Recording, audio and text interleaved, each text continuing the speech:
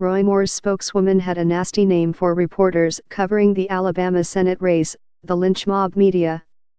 Stephen K. Bannon, the president's deposed Svengali, slammed them as the opposition party. And Moore's wife, among many others, used the most familiar insult of all, fake news. This relentless disparagement was as ugly as it was anti-democratic. And on Tuesday, it failed. Enough voters decided that they believed the highly credible accusations against Moore. They voted their consciences, and in some cases went against their own voting histories, putting a Democrat in office in Ruby Red, Alabama. What did it mean? There are standards. There are limits, was how Jake Tapper put it minutes after CNN called the race for Democrat Doug Jones. He was talking about voters' reactions to the harrowing stories of sexual misconduct that 4 women told the Washington Post in mid-November that Moore, as a man in his 30s, had preyed on teenage girls and, in one case, molested a 14-year-old, Lee Korfman. Moore tried to brand the women as liars, saying he didn't even know them. And he tried to portray the reality-based press as nothing but a political tool.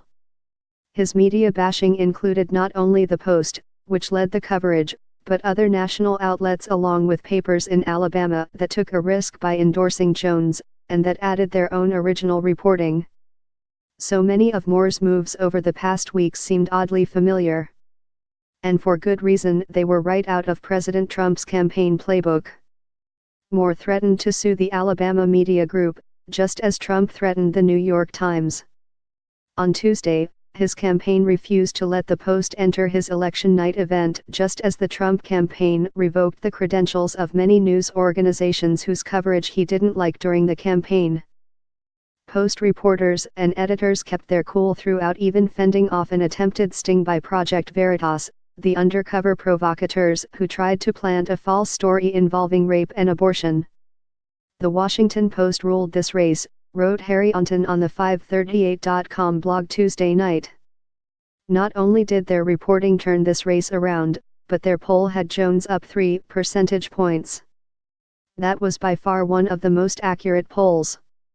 For a while, it seemed that the Moore campaign's efforts, under the tutelage of Bannon and with the constant backing of his propagandizing Breitbart News, would prevail. "It's helped us a lot," Moore told Joshua Green of Bloomberg News about Bannon's involvement as the counter to the fake news. When Bannon appeared at a campaign rally for Moore, he drove home the anti-press message, shouting to a cheering crowd, "The whole thing was a setup, right?"